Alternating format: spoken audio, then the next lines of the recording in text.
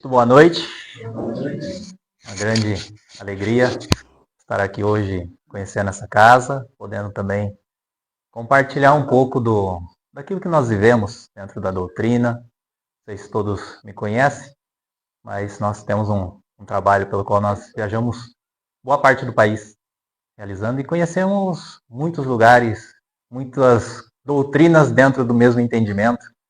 E é sempre bom a gente poder nos unir, falar um pouco sobre Jesus, refletir também alguns assuntos para que as nossas vidas sintam-se acolhidas, né? Sintam-se parte desse mundo. Como eu dizia, uma noite fria hoje, nós escolhemos sair de casa e virmos aqui atrás de algo a mais. Estava até preocupado com aquela porta aberta na hora que eu estava aqui, estava entrando vento gelado. Mas está tudo em paz agora, né? Que a gente consiga não aquecer só o corpo, mas também o coração com essas palavras. Então, duas coisas me chamou a atenção, né, na abertura. Uma frase que ela disse que muitas vezes nós precisamos do outro, né, para poder nos desenvolver, para podermos crescer. E uma outra parte também, na leitura do texto de Meimei, quando nos compara a crianças. Se a gente pegar no Evangelho segundo o Espiritismo, tem um trecho que os Espíritos dizem que nós, João, na verdade, né, João Evangelista, um dos capítulos ele nos diz que nós somos como crianças ainda. Então, quando Jesus se remete de deixe que venham em mim os pequeninos, porque deles se assemelham os que entram no reino dos céus, é a pureza da alma, a nossa infantilidade como espíritos ainda, né? Como seres em desenvolvimento. E a infância de um espírito, de nós, no caso, ela necessita sempre de tutores, de pessoas à nossa volta. Porém, como nós bem sabemos, nem sempre as pessoas que estão à nossa volta nos conduzem a um caminho de paz, de amparo, de sabedoria, de acolhimento. Quantas vezes nós nos deparamos com situações onde a gente vai buscar um abraço e abraça um cacto, né? Então, sai mais ferido do que acolhido. E às vezes nós vemos isso dentro das próprias casas espíritas, onde nós surgimos através da dor, do descontentamento com alguma coisa, com a busca de alguma explicação para o que nós vivemos, de uma busca das causas dos nossos sofrimentos, e nos damos, às vezes, com teorias quase que ortodoxas sobre a lei de causa e efeito, que mais nos afastam do que nos aproximam de Jesus. Colocam a gente, muitas vezes, como vítimas, como causadores de toda dor, e como Deus, um ser justiceiro que está me punindo porque eu mereço, né? Quantas vezes isso acontece? Eu estava ouvindo uns comentários, não sei quem estava falando, sobre, por exemplo, a ideia do choro, quando nós nos separamos fisicamente de alguém. Quantas vezes eu já ouvi dos próprios espíritas dizendo que não pode chorar. Chorar faz mal. Chorar atrasa a evolução, o caminho dessa pessoa que está lá. Eu fico pensando no tamanho da barbaridade que quer dizer isso. Porque penso eu, se um dos meus filhos, ou alguém que eu muito gosto, conviva comigo, precisa retornar ao plano espiritual antes de mim, a ausência física, eu tenho certeza da continuidade da vida, de todo o processo do plano espiritual, mas a ausência física, esse convívio que eu tenho diariamente, vai mexer com os meus sentimentos automaticamente, vai mexer com as minhas emoções, e o choro é natural. Chico, quando fala sobre choro, ele fala o choro, as lágrimas do desespero. Nós podemos traduzir o desespero com uma tendência suicida, com um total amargamento da própria vida, a perda da fé e a desesperança, talvez. Talvez essas lágrimas, sim, possam nos atrasar o adiantamento. Mas agora, chorar por saudade, chorar das lembranças boas, nos momentos pelo qual a gente lembra dessas pessoas, eu acho que seria brutal você dizer para uma pessoa que ela não pode chorar, que ela não deva chorar por causa disso. Penso nós, se a gente se adiantar ao mundo espiritual, aqueles que ficarem aqui não escorrerem uma lágrima sequer de saudade, vai ser meio frustrante, né? Então, como que vamos exigir das pessoas essa falta de sentimento? Ah, não, Diego, mas não pode, né? Porque o choro desestabiliza. Então, vamos lembrar de Maria, mãe de Jesus. O que Maria fez quando Jesus foi crucificado? Chorou.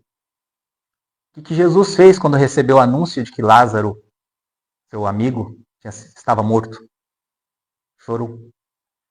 Então, os dois expoentes que nós temos como almas evoluídas demonstraram um sentimento com a separação física. E eu acho que ninguém mais do que eles tem o consentimento da vida espiritual. Ele veio para falar sobre esse mundo do reino dos céus. E ele próprio, ao entender a separação ali, momentânea, da alma com o corpo, expressa o seu sentimento em lágrimas. Eu acho que isso é ser humano, né?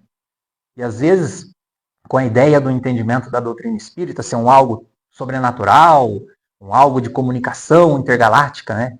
Tem muitos espíritas que não conseguem conversar com o vizinho e estão falando com ET. Como que a gente vai se desenvolver, né? Numa sociedade de amparo, como ela falou, ajudar um ao outro, precisar do outro. Acho que o precisar do outro é uma forma de a gente desenvolver a compaixão. Porque todos nós fomos criados simples, ignorantes, em algum momento da nossa vida. Simples, sem virtudes, sem defeitos, ignorantes, sem conhecimento. E a partir dali nós fomos encarnando e estamos no estágio que nós estamos hoje. Mas desde a criação, todos nós fomos criados perfeitos, completos. Ou seja, nada nos faltava. O conhecimento, a sabedoria, o desenvolvimento do amor é o que dá o progresso da vida, o que dá um destino a todos nós, uma motivação para seguir diante da eternidade. Agora, todos nós somos feitos completos. E muitas vezes a gente acha que a presença de uma pessoa na nossa vida é o que nos faz completo. Então, eu preciso daquela pessoa para me sentir completo. Só que, por se algum motivo essa pessoa se ausenta, seja pelos desencarnos, seja por outra situação, nós já não nos sentimos mais completos. Parece que está faltando algo, né? Parece que a gente perdeu uma perna e não consegue mais andar. Por que é isso? A gente vai cair lá na questão 919 do Livro dos Espíritos. Quando Kardec pergunta, né? Como que a gente faz para evoluir? De que maneira que a gente consegue esse entendimento? E os Espíritos, nessa questão, Santo Agostinho responde: conhece a ti mesmo, já dizia um sábio da antiguidade. E eu uso essa frase assim em todas as palestras, porque o conhecer a nós mesmos faz com que a gente consiga realmente se desenvolver, consiga entender, nos encontrarmos completos por si só. Saber que, mesmo possuindo defeitos, vícios, um monte de infelicidades ainda, morais, intelectuais, enfim, que seja, nós estamos ainda ligados a Deus. Se nós entendermos que estamos ligados a Deus, que é o nosso Pai, Criador, de amor, o tempo todo, nós não precisamos temer, não precisamos ter medo do que é realmente a vida, das aflições, das dores e das agonias e talvez da solidão. Eu entendo que o mais difícil para nós, quando há esse sentimento da perda, é encontrar com uma pessoa que nós não conhecemos e ter que conviver obrigatoriamente com ela. Somos nós mesmos. Porque quando a gente deixa de estar convivendo com alguém que faz parte do nosso dia a dia, e essa pessoa deixa de estar presente, sobra conviver com quem? Conosco. E se a gente não nos conhece, fica apavorante, né? Fica apavorante viver só entre nós. Então, quando a gente convive com pessoas, isso eu ouvi numa das sessões de psicografia, um pai que foi pela primeira vez numa sessão, e ele falou para mim, falou, todas as pessoas que estão aqui hoje estão por um motivo. Todo mundo pensava, pela carta, pela saudade. Ele falou, não, estão todos aqui porque desejariam ter um dia a mais. Só um dia a mais. Um dia a mais para abraçar, um dia a mais para dizer que ama, um dia a mais para pedir perdão, um dia a mais para tentar fazer tudo aquilo que não conseguiu fazer no tempo que teve. Tudo aquilo que nós deixamos de fazer enquanto tínhamos a pessoa presente. Só que enganados pela vida material, pelo orgulho, as vaidades, os interesses, às vezes o egoísmo, a gente deixa de valorizar a presença dessa pessoa como aquilo que ela realmente é, completa por si mesma. Quando a gente tem, como nós estávamos falando, nos enxergamos como crianças diante de Jesus, a gente vai buscar o Mestre só quando a gente precisa pedir alguma coisa. demonstra que somos o quê? Crianças mimadas. Espiritualmente somos crianças mimadas. Se aparece um problema, eu vou rezar. Se aparecer uma dificuldade financeira, eu vou rezar de novo. Aparecer uma doença, então, meu Deus. É só nesses momentos, na hora de pedir o quê? Força, sabedoria, consciência para enfrentar aquilo, fé? Não. Pedir que nos tire aquilo, né? Você descobriu uma doença, nossa, eu vou rezar para Deus arrancar isso de mim. Nós temos uma pessoa queridíssima lá no Rio Grande do Sul, tem uma história assim de vida bem edificante para nós, né? Mas uma história de vida bem sofrida, que recentemente ela tem um filho no plano espiritual, recebe cartas conosco. Eu sempre falei que a fé que ela demonstra é algo assim surreal, surreal. O nome dela é Adriana. E recentemente ela passou por um processo que ela sentiu umas dores, foi internada, os médicos suspeitaram de uma apêndice e foram fazer uma cirurgia, não era uma apêndice, já era um tumor, e isso foi se alastrando. Eu sei que ela teve um período de um coma induzido, pegou uma infecção, e várias pessoas indo lá, ajudando, rezando, pedindo que fosse feita a vontade de Deus, os médicos quase que desacreditados. De repente ela começou a melhorar. Começou a melhorar, retornou à consciência, foi estubada, começou a conversar devagar, e recebeu a notícia de uma maneira muito fria pela médica. Chegou, ela mal tinha acordado e falou: você está com câncer. Totalmente motivador, né? Então, e ela chegou e falou: tudo bem. Tá tudo bem, porque se Deus escolheu isso para minha vida, é porque eu preciso viver. Isso vai me ensinar alguma coisa, tá tudo bem. E todo mundo falou: meu Deus, né? Da onde que ela arranca essa força, essa fé? E recentemente nós conversamos com ela, que ela precisou colocar a bolsa, e falaram: olha, você vai precisar dessa bolsa durante 3 meses. Ela falou: nossa, vai ficar com esses 3 meses? Ela falou: tá tranquilo, já passou um. Olha que forma de enxergar os desafios, né?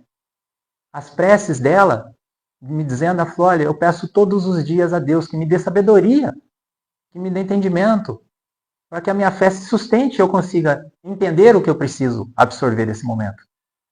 E se fosse qualquer um de nós, eu me coloco nessa, tá? Estaria orando a Deus ou até brigando com ele para arrancar essas coisas de mim. Falando: não, eu preciso, por muito menos eu já brigo com Deus, né? Eu não sei vocês, mas eu, por coisa menor do que um câncer, bem menor por sinal, eu já estou me esfarrapando com ele ali.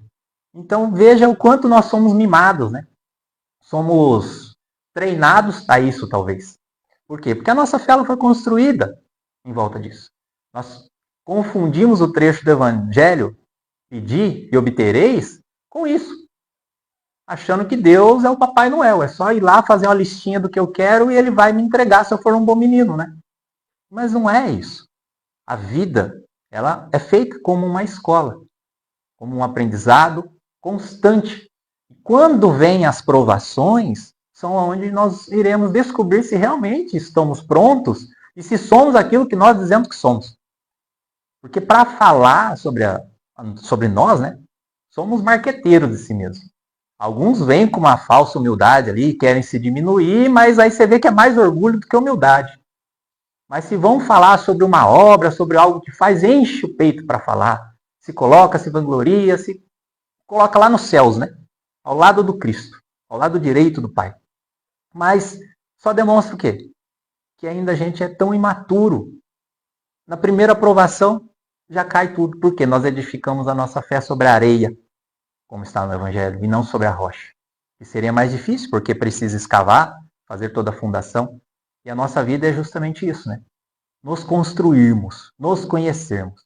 Quando a gente não se conhece, a gente não sabe nem o que gosta, nem o que não gosta. Nem o que nos agrada e nem o que não nos agrada. Como a gente sabe o que pedir, se nós não sabemos nem o que nós queremos? É normal que a gente queira, hoje, o que outra pessoa quer que nós desejamos. Quando a gente se coloca nessa condição de aceitar o que outra pessoa está querendo por nós, nós nos afastamos de nós. Nos afastamos. E de repente a gente percebe que a gente não sabe escolher um prato de comida sozinho. Não sei nem o que eu gosto, porque até ontem escolhi o que eu comia. E aí quando eu estou por conta minha, eu falo: meu Deus, e agora? Sobrou para mim viver a mim mesmo. Quem sou eu? Quem é o Diego, né? Quem são vocês? Já pararam para se perguntar? Porque quando a gente faz essa pergunta, ou alguém nos pergunta, quem é o Diego? Eu vou falar. O Diego é empresário, é proprietário de uma indústria de confecção, tem uma gráfica que a gente é voltada para atender as necessidades da casa espírita, é psicógrafo, é pai de 3 filhos, é membro lá, fundador da Casa Espírita Maria de Nazaré. Esse é o Diego? Não. Esse é o que o Diego faz. Esse não é o Diego. Agora, quem é o Diego? Espírito encarnado. Quais são as minhas necessidades? O que eu preciso aprender? O que eu preciso ensinar? O que eu preciso reformar em mim? Aí vem, conhece-te a ti mesmo. Por isso que eu falo que essa frase ela é tão importante dentro da doutrina, tão quanto a nossa máxima, né? Fora da caridade não há salvação. Acho que quando a gente tenta ligar o autoconhecimento com a caridade, nós nos humanizamos. Por quê? A dificuldade do outro passa a ser uma necessidade minha também de auxiliar. Porque não dá para desenvolver amor sem contato. Não dá para a gente passar pela rua. Eu vi que vocês têm um trabalho aqui de social, que serve alimento às pessoas. Mas não dá para a gente passar pela rua, ver uma pessoa com fome e falar, vou orar para passar a fome dele. Vai funcionar? Não vai. Por quê? Porque nós estamos encarnados, nós precisamos da matéria. Assim como eu falo, né? A gente tem a Casa Espírita, tem as obras, vocês fazem as campanhas de pizza para arrecadar aqui. Porque não dá para chegar lá em Dortina CPFL, eu não sei se aqui é também, mas não dá para chegar lá na companhia de luz e falar, vou pagar com passe a energia. Não dá, porque nós estamos aqui como seres materiais. E o que a nossa vida material está exigindo de mim como espírito? Que distância que a minha consciência está disso? Então nós precisamos... Eles vão responder assim, ó, será que eu passo a energia? Põe o dedo no fio, né? Bem por aí. Então, mas assim, o que nós temos nessa conexão, esse elo com o que eu estou representando encarnado hoje, com a minha história espiritual, com todos os meus débitos, com todos os meus defeitos, as minhas dificuldades, como que eu vou me tornar o bom espírita que o Evangelho pede que eu me torne, né? O homem de bem. Assim, eu sempre gosto de comentar esse trecho, porque a gente fala, o bom espírito é aquele perfeito, que não tem defeitos, é a pessoa evoluída, iluminada, que fala coisas maravilhosas que ninguém entende, né? Não. Se a gente lê lá no capítulo, acho que 17 do livro do Evangelho segundo o Espiritismo, quem são os bons espíritas? Quem é esse homem de bem? Foi aquele que se esforça para vencer as suas más tendências. Então não é o perfeito, mas é aquele que busca ser. Aquele que busca se afastar do mal que ele pode praticar. E no livro dos Espíritos tem uma questão lá que fala, né? Como que a gente faz para fazer o bem? Como que a gente se melhora, né? Assim, não basta não fazer o mal. É necessário fazer o bem. Porque falar, é só eu não fazer o mal que está tudo certo? Não, estou estacionado. Para progredir é preciso fazer coisas boas. Então eu preciso fazer o bem. Eu falei, é aí que vem o peso da questão, porque ele fala que nós seremos responsáveis pelo bem que deixarmos de fazer. O dia que eu li isso aí, eu entrei em pânico, né? Eu falei, meu Deus, eu achava que era só fazer ali quando dava, não. Às vezes, por exemplo, se eu passo na rua, se eu tenho condição de atender a necessidade de uma pessoa, de uma forma fácil de resolver, material, comida, e eu deixo de fazer, e por um acaso aquela pessoa morre de fome naquela noite, ou morre de frio hoje, por exemplo, estou passando com 2 blusas, tem alguém ali fora tremendo de frio, e amanhã sai a notícia que essa pessoa desencarnou, eu deixei de fazer um bem. Eu sou o responsável por esse bem que deixei de fazer. Então olha o tamanho da nossa responsabilidade enquanto ser humano. Com quem? Com o próximo, como eu estava falando. Nós precisamos um do outro, sim, porque não dá para amar o próximo sem ter o próximo. Fazer como Robinson Crusoe, né? Muda para uma ilha deserta para viver sozinho, fala, pronto, não vou ter mais problema com ninguém. Se a meta do mundo é não ter problemas, os meus vão acabar e eu me tornarei um ser perfeito. Só que virtude que eu desenvolvi, né? Aonde que eu estagiei com o amor, aonde que eu pude testar a minha paciência, a minha indulgência, a benevolência, todas as virtudes que eu preciso desenvolver. Então, sem desenvolver, sem o contato com o ser humano, com o próximo, seja dentro do lar, seja na casa espírita, no trabalho, onde quer que seja. A gente não consegue progredir como ser humano, a gente não consegue conhecer a si mesmo. Por quê? Como que a gente sabe se não tem paciência? Tendo alguém insuportável do nosso lado, né? Então eu falo, quando você pensar, pedir e obtereis, você falar, Deus me dá paciência. Eu falo que ele vai dar o saci para conviver do seu lado, para te testar, ele não vai te dar paciência. Nós vamos desenvolver, então, a paciência. E só assim nós conseguimos trabalhar as virtudes, né? Assim como o nosso corpo. Ah, que forma que eu vou... Eu estava brincando no caminho para cá, né? Com o pessoal que vai ter a cirurgia espírita lá em Bartina, né? Na Casa Espírita Maria de Nazaré. E lá é realizado uma cirurgia espiritual para ajudar no emagrecimento. Só que não faz milagre. É preciso também colaborar, né, com o processo de aprendizado. Então, da mesma forma, se a gente não nos esforçarmos com a nossa parte para fazer, para nos desenvolver, não tem como. Não tem como eu falar, eu vou fazer a cirurgia e vou emagrecer comendo tanto que eu comia. Não vai dar certo. Então, da mesma forma, de que forma que eu vou desenvolver a paciência? É só ter uma pessoa insuportável do meu lado? E tá tudo certo? Não. Eu preciso suportá-la. Eu preciso aprender a compreendê-la. Eu vejo muitas pessoas, né, com aquela ideologia, até que a morte os separe.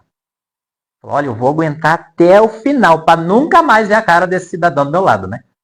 Eu vi muita gente falar isso. Só que pense, nesse momento você está assinando a próxima encarnação para voltar junto. Por quê? Está se criando novos débitos. Está se criando ali novos elos de um amor em desenvolvimento com essa pessoa. Então, se é para ter alguém assim, para nos testar a paciência, nós precisamos desenvolver a paciência.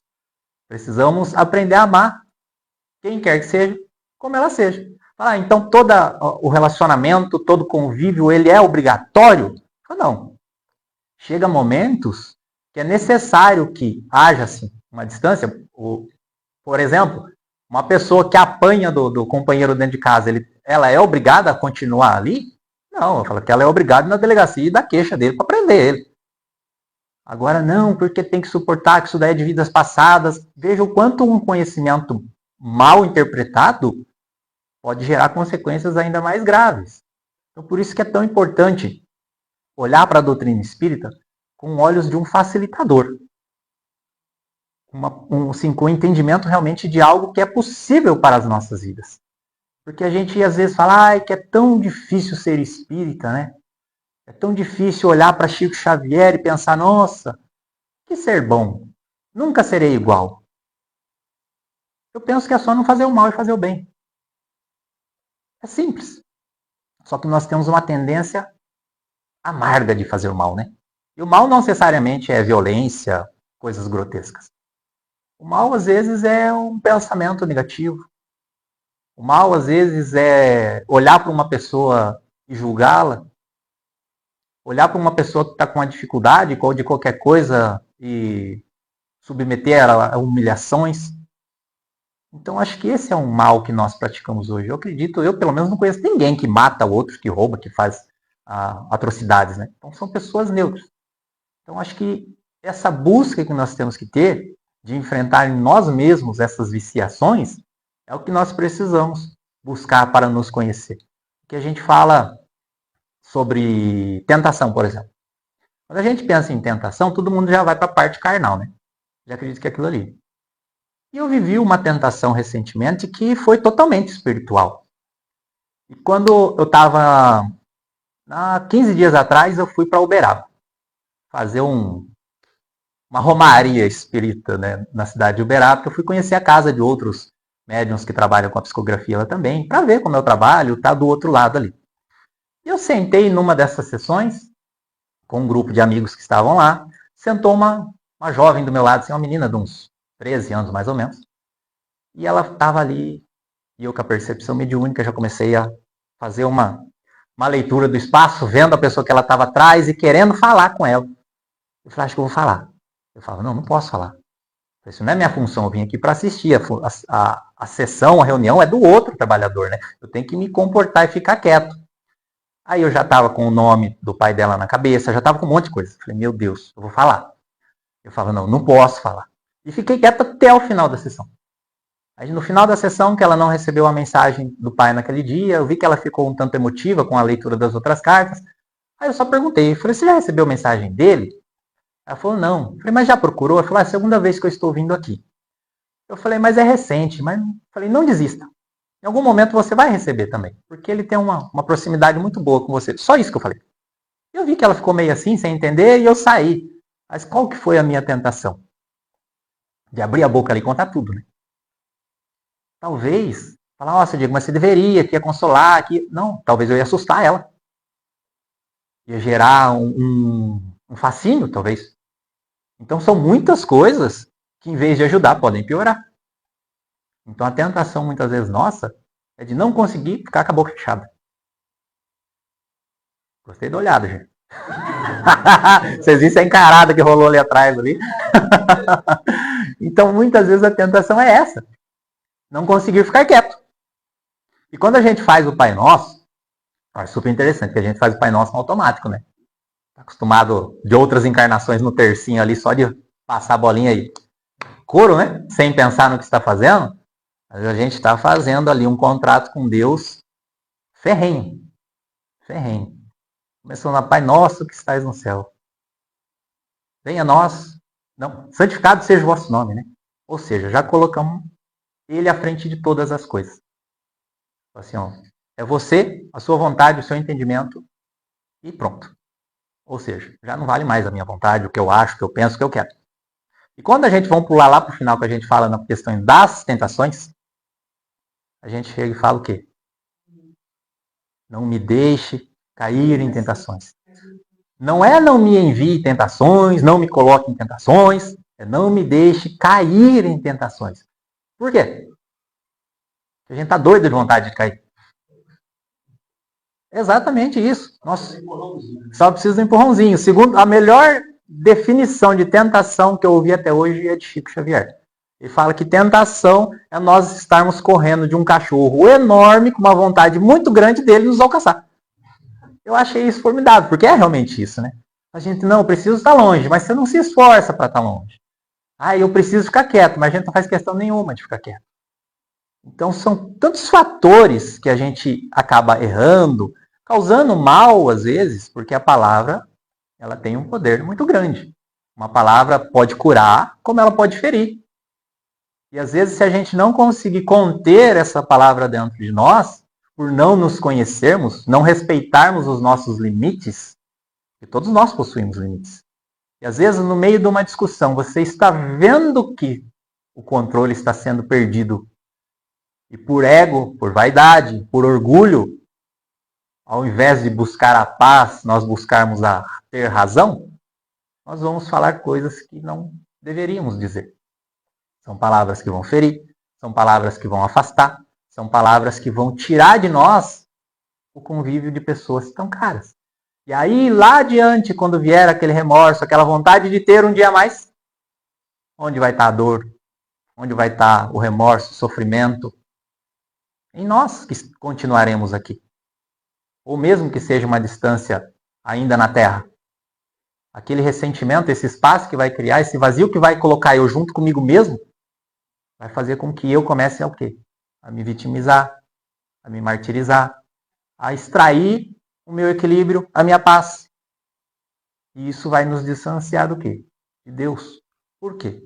Porque sem buscarmos a melhora pessoal, o amor próprio não é egoísmo. Tá? Não tem como a gente amar o próximo sem amar a si mesmo. Porque não dá para multiplicar zero. Não dá para criar algo daquilo que eu não tenho. Então não tenho como compartilhar amor sem possuir amor, primeiramente junto a mim. Então, desenvolver esse amor próprio vai fazer eu me conhecer, vai fazer eu entender os meus limites, vai saber até onde eu posso permitir-me ir para que eu não ultrapasse isso e acabe invadindo a vida de outra pessoa de formas negativas. Ou, às vezes, de uma maneira contrária, nós fazermos com que todas as ofensas dirigidas a nós fiquem fora de nós. Porque só existe uma pessoa no mundo capaz de nos magoar. Só uma. Aquela que a gente fica sozinho quando não tem mais ninguém. Nós mesmos. Através do nosso orgulho, nós permitimos que outras ofensas adentrem ao nosso coração.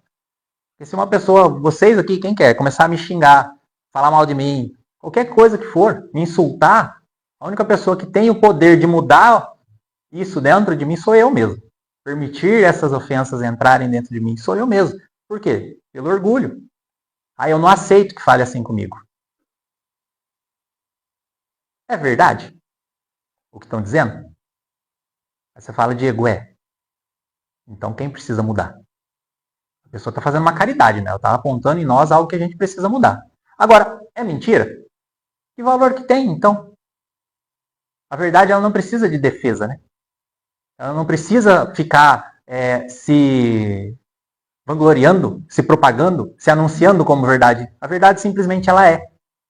Agora, quem precisa ficar insistindo em alguma coisa para tentar provar para alguém é a mentira. Como nós estávamos falando, às vezes a gente quer se promover para as pessoas e começa a falar de nós, né? Às vezes você vai na casa espírita, você vai num atendimento fraterno, alguma coisa, buscar uma ajuda, e você fala alguma coisa sobre a sua vida, a pessoa vem falar 10 da dela. Isso é o quê? Ego. Então, quando nós buscamos a casa espírita, e eu sei porque há anos atrás eu já busquei a casa espírita também como algo que me orientasse, que me sustentasse. E nesse momento eu fui acolhido, eu me senti orientado. E se eu chegasse lá, fosse ridicularizado, talvez, ou não fosse recebido de uma forma fraterna, amorosa, que me desse a atenção que eu precisava para aquele momento, talvez eu não estivesse aqui, não estivesse fazendo o que eu faço. Talvez não, com certeza não estaria. Minha vida teria pego outra direção, pegasse ranço de Deus, ou medo, talvez. São tantas situações que a gente pode mudar na vida das pessoas que a doutrina espírita ela nos esclarece. A doutrina ela vem como consolador. Então não tem como alguém chegar numa casa espírita e não sair consolado. Não sair sentindo-se acolhido, sentindo-se abraçado, pela qual a necessidade seja. Às vezes seja pela mediunidade, seja pela dificuldade, pela depressão, questões materiais, o que for. Porque eu vejo muitas casas espíritas, às vezes, que pratica a caridade material, que ela praticamente ela humilha aquele que vem buscá-la. Por quê? Porque o pobre, nesse momento, ele se torna uma ferramenta de evolução daquele que está lá dentro da casa espírita, né? Outro dia eu estava conversando com uma pessoa e era um congresso que ele realizava e era pago. Eu peguei e falei, tá, mas por que um congresso dentro da doutrina espírita para falar de Jesus que cobrando, né? Não era uma cobrança simbólica, era um valor expressivo. Ele falou, não, porque a gente tem as despesas, que a gente serviço e tal, e sobra uma renda para casa. Eu falei, mas para falar de Jesus, sabe, se fosse fazer um evento, vamos fazer uma festa, aí vai ter comes e bebes lá à vontade, aí a pessoa paga pelo que ela vai consumir. Agora vai pagar para ouvir falar de Jesus, sendo que o próprio Jesus falava de graça. Não, mas a gente arrecada alimento também. Eu falei, tá, mas essas pessoas que não têm condição de pagar, não, no salão do lado tem um telão com a caixa de som, onde eles podem entrar lá e assistir a palestra que está acontecendo no salão do lado. Falei, igualzinho aquela história de Tiago na Casa do Caminho, né? Quando João, adentro, olha para Tiago, cheio de fariseus dentro da Casa do Caminho, ele olha e fala assim, onde estão as pessoas simples? Estão lá do lado de lá, no outro salão. A gente está conversando aqui dentro do templo. E aí ele dá uma olhada para Tiago e entende que ele estava transformando um lugar de acolhimento para as pessoas simples, que foi o que Jesus pediu e deixou a eles, numa sinagoga. E ali, vendo a besteira que fazia, se refugiou ao monte para tentar novamente encontrar Jesus nas suas preces, nas suas orações, fica por um longo tempo ali, e aí ele olha ao longe e vê uma luz vindo na sua direção, essa luz vem ganhando forma, e ele identifica Jesus. Naquele momento, ele fala, nossa, minhas preces foram atendidas. O que Jesus faz? Passa reto. Aí ele fala, mas onde vai, né? Aí Jesus fala, vou aonde precisam de mim. Ele fala, mas eu estou aqui rezando há tanto tempo, quem pediu por você sou eu, quem precisa de você sou eu. Aí ele fala, Tiago, O soldado que se retira deliberadamente da guerra não precisa mais das armas para continuar o combate. Olha que coisa mais tocante, né? Coisa tocante. Quando nós estamos aqui buscando praticar a caridade, começamos a selecionar como agir, e colocamos as pessoas que realmente precisam como um acessório, né, dessa caridade, nós já não estamos mais fazendo a caridade. Nós estamos agindo por filantropia. Estamos atendendo somente aquilo que o corpo dele necessita. Lembrando que Jesus, ao monte, alimentava corpo e alma. Então, a casa espírita, que é um lugar cristão, que é um lugar de amparo, que é um lugar de consolação, precisa, a todo instante na caridade, possuir primeiramente o amor, o acolhimento, para que as pessoas que cheguem até ela, que ouçam uma palestra que seja, sintam-se acolhidas e amparadas. Porque às vezes a gente vai na casa espírita e a gente sai desencorajado, né? Fala, nossa, eu não vou conseguir nunca. Eu vim nessa daqui porque eu mereço sofrer.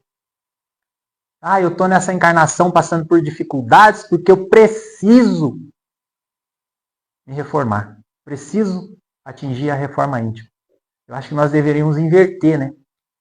Merecer sofrer e o precisar nos reformar. Quando a gente olha para si mesmo e se ama, a gente vai olhar para a reforma íntima e falar, eu mereço a reforma íntima. Por quê? Porque eu mereço ser mais leve, eu mereço ser feliz, eu mereço superar as aflições, as agonias, sem entender que elas são martírios, sem entender que isso é algo que eu estou merecendo passar, que eu devo sim sofrer. Não, ninguém deve sofrer. No Evangelho segundo o Espiritismo, ele fala que a dor é algo, às vezes, obrigatório para o nosso processo de evolução. Agora, o sofrimento é opcional. O sofrimento é opcional. A gente sofre quando a gente não tem conhecimento das causas. Agora, quando nós entendemos que uma dor, ela me aponta aonde eu preciso tomar o remédio, eu estou vendo o quanto que ela está me educando, o quanto ela está me auxiliando a curar aquilo que às vezes eu não estou enxergando. Seja pela distância, seja pelas tentações de não saber ficar quieto, seja pela impaciência, seja por um monte de vícios que eu ainda não me esforço para vencê-los, né? Um monte de más tendências que eu ainda não me esforço para vencer. Sem o autoconhecimento, não há meios de evoluir, senão através da dor, do sofrimento, das agonias, das aflições. Por quê? Emmanuel nos diz, né? Dificuldades são como cercas. Elas nos impedem que a gente erre, elas nos fazem com que a gente erre menos. Vamos pensar, né? Um corredor com duas cercas. Assim, eu tenho que ir reto, mas tem duas cercas ali. Se eu for para lá, eu vou bater, eu vou me esfolar. E se eu for para cá, eu vou bater e me esfolar. Então, essas dificuldades, elas estão nada mais do que ele me direcionando, me colocando num caminho. Por quê? Porque eu estou louco para fugir. Eu falo que nós somos criados simples e ignorantes com a essência divina em nós, que vai buscar a perfeição, que vai buscar a Deus de alguma forma. Porque nós queremos ser felizes. Nós merecemos ser felizes. Aí Deus fala assim na nossa consciência, fala assim, ó, busca a luz branca. A gente abre o olho assim na criação, olha lá na frente tem uma luz branca. Eu falo, é só ir reto, né? A gente começa a andar, olha pro lado, tem uma luz azul piscando assim. Fala, será que tem lá? Vamos pra lá. Aí olha do outro lado, vai e se ferra, né? Bate na cerca. Tem uma luz vermelha piscando do outro lado. Ui, a vermelha é mais legal que a azul. E vai também. E a gente vai desviando do caminho que só causa sofrimento a nós mesmos, né? Por quê? Somos crianças mimadas e teimosas também, né? Então, quando a gente se identifica nesse processo, isso não é nos menosprezar, não é nos diminuir, é fazer com que a nossa consciência se iguale ao que eu sou hoje encarnado. Então, tudo que nós vivemos hoje na nossa encarnação, seja as coisas boas, as dificuldades, as pessoas difíceis, aquelas que nos amparam, são o que nós precisamos para sairmos daqui melhor. Porque se ainda há alguém que me incomoda, é porque aquela virtude minha ainda não está bem trabalhada.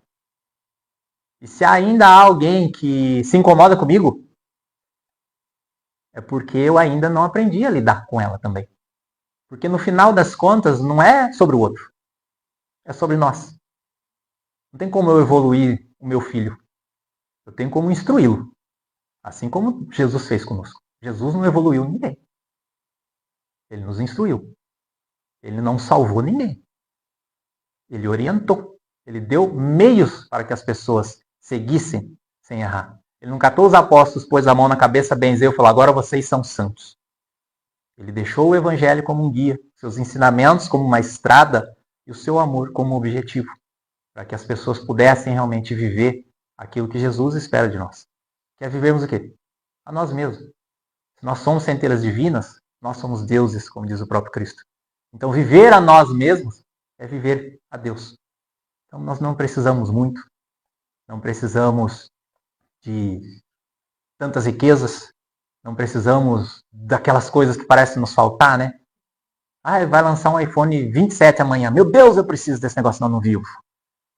Nós temos ainda muito apego por coisas que os outros querem que nós queremos.